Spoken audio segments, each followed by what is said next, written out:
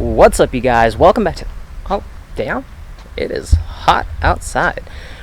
What's up, you guys? Welcome back to the channel. Welcome back to another video, and welcome back to Vic Drives. And actually, we've been here for pretty much every video for the last few weeks, so maybe we take this one somewhere else.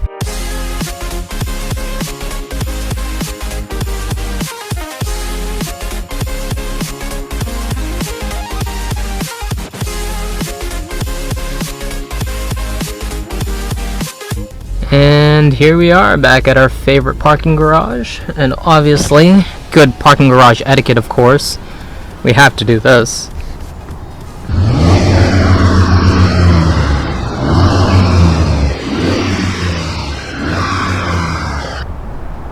And here we go. Not a new location, but probably something different, a nice little change of scenery. So you know that feeling when you try turning something on and it just doesn't, or you think you have your phone and then you tap your pockets and it's just not there and you have like that mini heart attack? Well, something breaking on your car is quite similar, actually. Well, in some aspects. It's not exactly, oh, that's broken, let me just go fix it. It's more, oh, I noticed that there was a slow leak here, or I heard a creak there, or something like that, and then you use those signs as symptoms to figure out what's wrong. And, sometimes there are no symptoms, so you might not even know that something's wrong until someone tells you that it's wrong, or, something else breaks as a result to this, and then you realize that both of those things need to be replaced. And sometimes it's also not super simple to get to the things that you need to fix.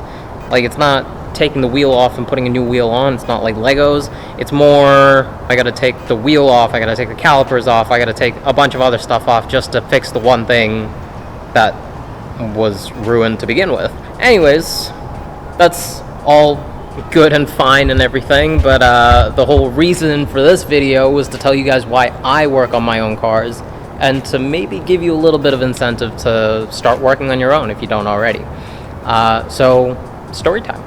So, like I said when I introduced the Merc in the very first video on the channel, actually, so if you haven't watched that, I will link that up above. I started working on the Mercedes back in 2017, I believe.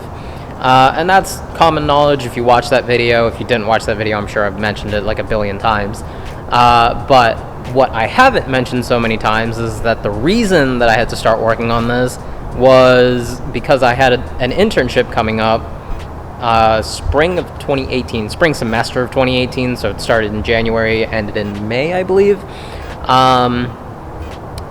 But in December of 2017, the Merc decided to just spit out all its power steering fluid, which means that turning the wheel was near impossible. So parking was not even in question. You just couldn't do it. So I figured, if that went wrong, then maybe there's a few other things wrong, and I'm going to be in Michigan in the middle of the winter, so, maybe I should just get it checked out. So I did. I went to the Mercedes dealership, and I was like, how much to fix the power steering, how much to, just get everything checked out. And they were super nice, and they said, we'll give you a walk around, and we'll do a full diagnostics on the thing, start to finish.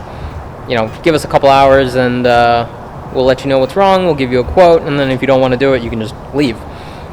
So I said, sure, and left my car there and came back in a few hours. The technician took me for a walk around the car, under the car, showed me everything that was wrong with it, and said, it's a 20-year-old car, but it's in pretty good shape, so I wouldn't say that it's not worth fixing. So you can go back in, talk to your advisor, figure out, how much it's going to cost, what you want to do, what you don't want to do, so on and so forth. So I went in and took a look at the bill, which ended up being for a whopping $9,000. Well, $8,801.15. But what hit me was that the parts only costed half of that, and the labor was the other half. And so then I thought to myself, why pay someone else to do the work when I could do it myself for half the cost?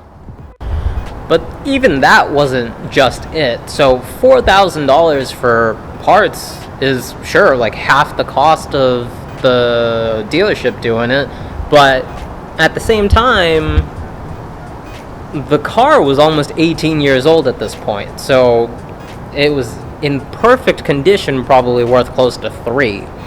So I started digging around a little bit more, and I found, there are other options aside from dealerships to get your parts at. Companies like FCP Euro for Volkswagen, Mercedes, BMW, Audi, all those European companies, they offer the parts from the manufacturers that your manufacturer outsources to. So I can get the same parts at almost like a third of the cost sometimes, just because I bought them without Mercedes branding on them. Same part, same everything, except Mercedes grabs them, puts a sticker on them that says Mercedes, and then bumps up the price like 3 times. Take that into effect, and I was pretty much able to fix almost everything that they had on that $9,000 bill for about $900. And sure, there are some things that I didn't do and other things that, I kind of pushed forward and haven't really done to this day.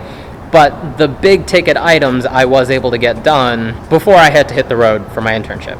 And now, keep in mind, I didn't do it on my own, so Zach and Spencer, if you guys are out there watching, thank you so much for helping. My advice to you guys, if you aren't someone that works on your own car, find some friends that know how to work on their own cars, or, watch some videos and start with some of the smaller things, and eventually you can work your way up to the big job. So, for me, because we were trying to do everything all at once, I didn't really find that I was as hands-on for the first couple times. It ended up being that my friends would pretty much do more of the work for me than I ended up doing for myself.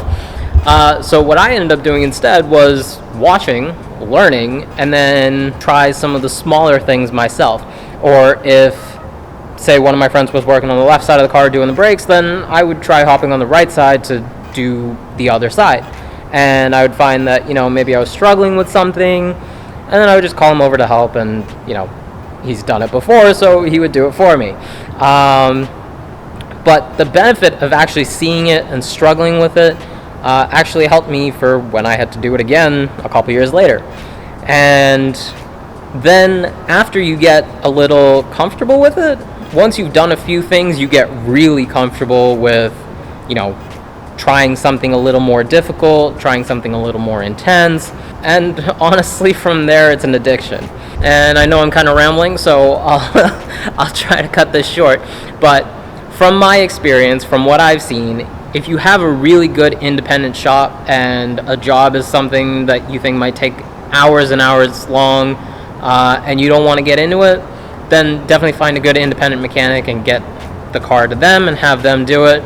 But if you're feeling a little bit ambitious or you want to try to improve your skills, I highly encourage you to try working on your cars yourself, because that learning curve and the experience that you gain, and honestly, if you have some friends over, it's just a blast to kind of just hang out and wrench on your cars. I guess that's my 2 cents. Hopefully this video is not too long for 2 cents worth of content, but guys, if you enjoyed the video, then definitely be sure to leave a like to support the channel. Subscribe if you haven't. Hit that notification bell to get an update on when I release my latest videos. And with that, I will catch you guys in the next one. Peace.